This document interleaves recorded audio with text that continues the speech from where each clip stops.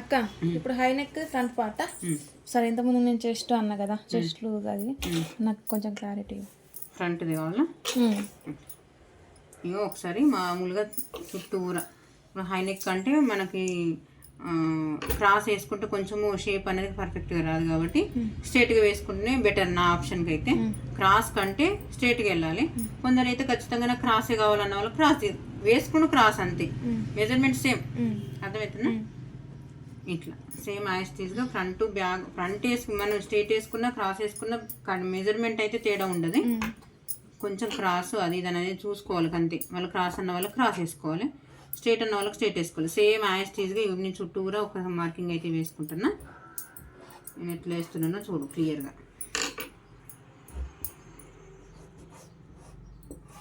Front back మాత్రం high neck, front normal కటింగే, round కిందికి డీప్ రావాలి. ఇక్కడ ఉక్స్ పట్టి కాజా పట్టి కోసం ఫ్రంట్ ఉక్స్ కదా,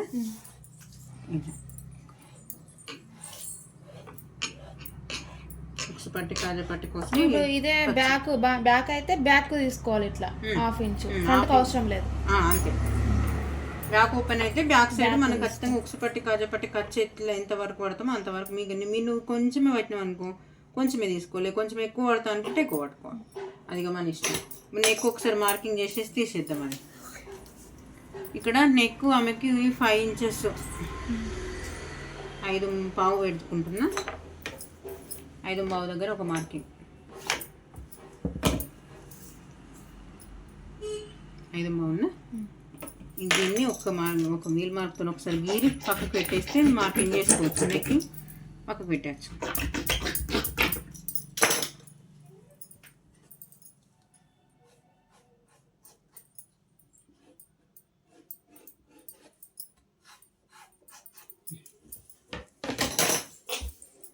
ఇలా ఒక రౌండ్, మంచి రౌండ్.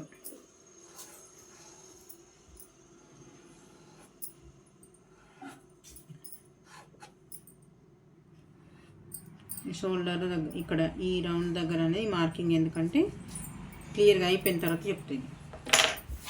ఇప్పుడు మనకి చెస్ట్ పాయింట్ కనుక్కోవాలి. బ్లౌజ్ తీసుకుందాం ఒకసారి. ఇది ఉందా, ఇక్కడ కుట్టు దగ్గర నుంచి క్లాత్ ఇక్కడ మనకు మెయిన్ డాట్ ఉంటుంది కదా, ఈ డాట్ దగ్గరికి సేమ్ యాస్టీస్గా ఖర్చు దగ్గర నుంచి పైనుంచి ఒకసారి ఇట్లా పెట్టుకోవాలి. అంటే వీళ్ళది చెస్ట్ పెద్దగా ఉందా చిన్నగా ఉందా, హెవీ చెస్టా నార్మల్ చెస్టా అని తెలుసుకోవడం కోసం ఇక్కడ ఒక లైన్ గీసుకోవాలి. ఓకేనా? ఇప్పుడు చెస్ట్ లూజ్ ఎంత వచ్చింది మనకి?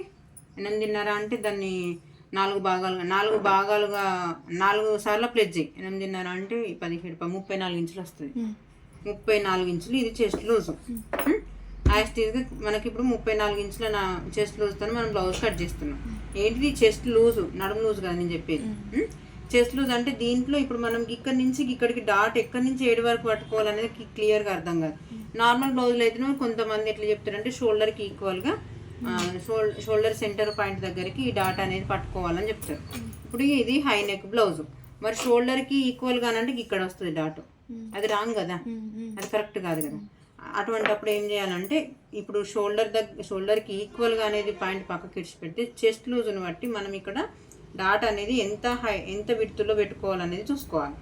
అంటే ఇప్పుడు మనకు 34 ఇంచులు వచ్చింది కదా, 34 ఇంచులకి బై 10 చేయి. ఎంత వస్తుంది? 3.4 వస్తుంది. 3.4 దగ్గర ఇక్కడ మనం ఖర్చు కోసం పెట్టినాం కదా, ఈ ఖర్చు పక్కకెట్టును ఇక్కడ నుంచి మెయిన్ మనకి అక్కడ నుంచి తీసుకోవాలి. అది వదిలిపెట్టేసి ఇక్కడ ఒక మార్కింగ్ ఇట్లా ఒక లైన్ గీసుకో. ఓకేనా? ఇప్పుడు చెస్ట్ లూజ్ దగ్గర ఇప్పుడు డాట్ ఈ బ్లౌజ్ కరెక్టే ఉంది అని అన్నారు అనుకో, అంటే ఇది కాస్త నాకు తెలిసి కొంచెం మెజర్ కొంచెం తేడా ఉంది, డాట్ చిన్నగా ఉంది, ఇంకొంచెం పెద్దగా పెట్టాల్సి వస్తుంది. 3.5 ఇంచు ఉంది, నేనేమో 2.5 ఇంచులు తీసుకుంటున్నా. ఇటు 1.5 ఇంచు ఇటు 1.5 ఇంచు, టోటల్గా 2.5 ఇంచులు రావాలి మనకి ఈ విడ్త్. అర్థమవుతుందా? ఈ విడ్త్ 2.5 ఇంచులు తీసుకుంటున్నా. ఇక్కడ నుంచి ఒకసారి ఇటు చెక్ చేసుకో, 1.3 వస్తుంది. సింపుల్ లాజిక్ చెప్పన్నా. ఇది చెస్ట్ లూజ్ కనుక్కోవడము, ఈ విడ్త్ అది ఇది అనేది పక్కకి ఇడిచి పెడితే మనకి ఇప్పుడు 30 కన్నా ఎక్కువ ఉన్న బ్లౌజ్ చెస్ట్ లూజ్ ఉంటుంది చూసిన దానికి ఇక్కడ ఇంచు పావు ఇంచు మీద ఒక పాయింట్ అట్లా తీసేసుకుంటే పర్ఫెక్ట్గా వస్తుంది. ఇప్పుడు ఇక్కడ నుంచి ఇక్కడికి విడత ఎంత తీసుకోవాలంటే ఇప్పుడు నేను ఖర్చుతో పాటు కొలుస్తున్నా, పావుదొక్క 3 ఇంచుల దగ్గర ఒక మార్కింగ్ చేసేస్తే పర్ఫెక్ట్గా వస్తుంది. ఒకవేళ 30 కన్నా తక్కువ ఉంటుంది చూడు, 2.5 ఇంచుల దగ్గర నుంచి మార్కింగ్ చేయాలి. 2.5. అప్పుడు ఏం చేయాలంటే డాట్ విడుతూ 2 ఇంచులు లేదంటే పావుదొక్క 2 ఇంచులు అట్లా పెట్టేసుకుంటే సరిపోతుంది. ఇట్లాంటి చిన్న చిన్న ఐడియాస్తో మనం బ్లౌజ్ కట్ చేసినాం అనుకో ఫిట్టింగ్ కరెక్ట్ ఉంటుంది. ఓకేనా, బాడీకి కరెక్ట్గా అద్దినట్టు ఉంటుంది. ఇక్కడ ఇదైతే ఇప్పుడు ఈ విడుతుగా అనుకున్నాం మనం.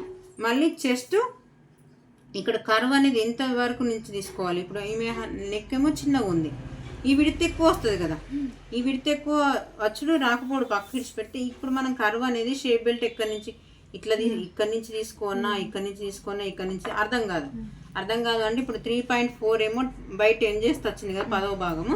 దీన్ని ఇప్పుడు 3 మీద 4 పాయింట్ల దగ్గర ఇక్కడ ఉంది కదా, ఈ 3.4 దగ్గర నుంచి హాఫ్ చేసి టోటల్గా అంటే 20వ భాగం అన్నట్టు. 20వ భాగం అంటే మళ్ళీ కన్ఫ్యూజన్ అవుతుంది. మీరు వచ్చిన దాన్ని 3.4ని మళ్ళీ సగం చేయండి అంటే పావుదొక్క 2 వస్తుంది.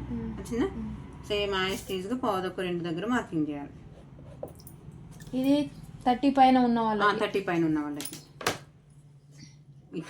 కర్వ్ అనేది 30 కన్నా తక్కువ ఉన్న వాళ్ళకి ఇప్పుడు చెస్ట్ బట్టిరా. ఇప్పుడు 30 వచ్చింది అనుకో, 3 అదే ఇదే ఫార్ములా, చిన్న సైజ్ పెద్ద సైజ్ ఏదైనా. ఇప్పుడు 3.0 వస్తుంది, 3.0 వస్తుంది. మళ్ళీ బై 10 చేస్తే ఎంత వస్తుంది అట్లా. ఇప్పుడు 3ని సగం చేస్తే 1.5. అదే నేను అడిగేది ఏంటంటే చిన్న సైజ్ అయినా పెద్ద సైజ్ అయినా ఇదే ఫార్ములా. ఇది ఫార్ములా గుర్తుంచుకుంటే పర్ఫెక్ట్గా ఉంటుంది. ఓకేనా, ఇప్పుడు ఈ డౌన్ ఎంత తీసుకోవాలనేది తెలుసుకున్నాం. మనకు ఈ పార్ట్ ఎంత వరకు డాట్ పట్టుకోవాలనేది తెలుసుకున్నాం. ఈ హైట్ 3.4 అంటే దీనికి ఒక 2.5 ఇంచుల విడ్త్ తోటి లేదంటే పావుదొక్క 3 ఇంచుల దగ్గర నుంచి మనం ఈ డాట్ అనేది లెంత్ హైట్ తీసుకోవాలి. ఇక్కడ పావుదొక్క 2 ఇంచులు తీసుకున్నాం కదా, యాస్టీజ్గా మళ్ళీ ఇక్కడ పావుదొక్క 2 తీసుకున్నాం అనుకో పోతుంది ఒక హాఫ్ ఇంచు అట్లా పైనకి ఇలా. ఇప్పుడు ఇక్కడ నుంచి ఇక్కడికి లైన్ ఎట్లా తీసుకోవాలి, ఎంతవరకు నుంచి వస్తుంది అంటే మనకు చెస్ట్ వేస్ట్ లూజ్ ఎంత ఉంది, 29 ఇంచులు ఉంది. 29 అంటే 7.5 అంతేగా. ఇక్కడ నుంచి ఇప్పుడు ఈ కుట్టుకు వదిలేసేయాలి. ఇక్కడ నుంచి ఇక్కడికి కరెక్ట్గా ఈ డాట్ దగ్గర చూడు పావుదొక్క 3 ఇంచులు ఉంది. ఈ డాట్ అనేది పడతాం కదా ఇట్లా వస్తుంది. ఇక్కడ నుంచి మళ్ళీ ఇటు పావుదొక్క 3, ఇక్కడ నుంచి ఇటు పావుదొక్క 3 వచ్చినట్టే కదా.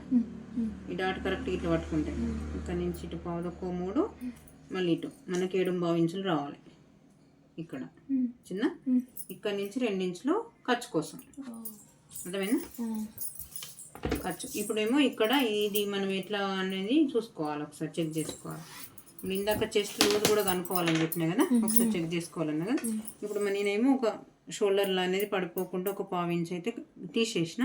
ఇప్పుడు ఇదేమో కుట్టు కోసం, ఇది కుట్టేస్తాం కదా 1/4 ఇంచు, 1/2 ఇంచు పోతే ఇప్పుడు మనకి ఎంత రావాలి చెస్ట్ లూజ్ 8.5 ఇంచులు రావాలి అంతేగా.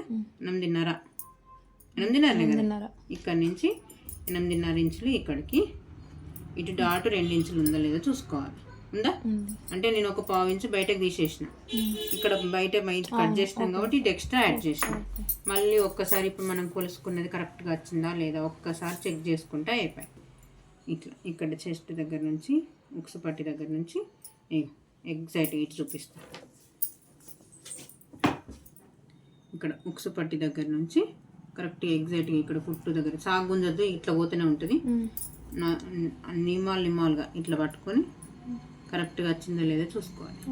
వచ్చిందా ఒక్క పాయింట్ కూడా అటు ఇటు పోకుండా ఇటువంటి ఫార్ములాను చూసుకుంటూ కట్ చేసుకున్నారు అనుకోండి, ఎటువంటి ప్రాబ్లం లేకుండా ఎవరి దగ్గర కూడా టెన్షన్ పడకుండా కొంచెం నీట్ ఫినిషింగ్తో అయితే స్టిచ్ చేసుకోవచ్చు.